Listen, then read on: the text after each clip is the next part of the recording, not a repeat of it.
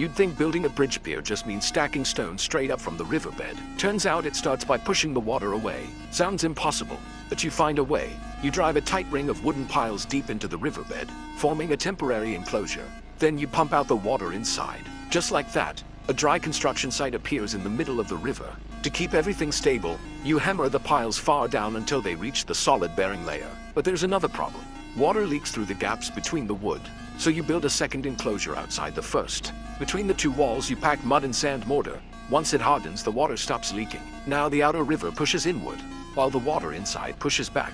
But the moment you drain the inner water, that balance disappears, and the enclosure could collapse. So you brace it with heavy wooden supports, then fully drain the site, clear out the silt, and fill the foundation with crushed stone and mortar. After it hardens, you start stacking the bridge pier above. Lime mortar fills the gaps between stone blocks, locking everything into a single solid mass. Once complete, the temporary enclosure is removed. When the tide rises, boats carry massive stone beams into position. As the water level drops, the beams settle perfectly onto the piers. This is the floating beam placement method. Stone slabs level the deck. Railings rise on both sides to protect pedestrians. Then you add a long covered corridor above, shielding travelers from wind and rain.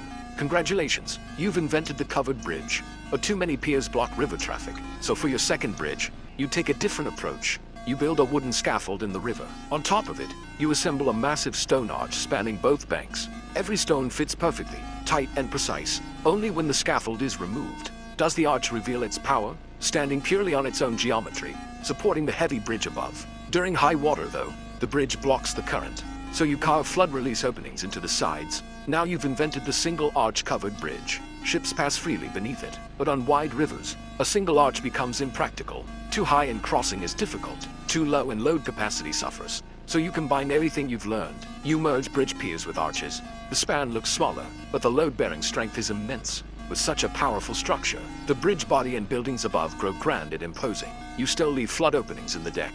At the waterline, you shape pointed cutwaters on the piers, guiding currents smoothly aside and reducing impact. Finally, you carve two guardian beasts to calm the waters and protect the bridge. Congratulations, you've just built Anshan Covered Bridge, standing in Chengdu, Sichuan. Destroyed and rebuilt many times.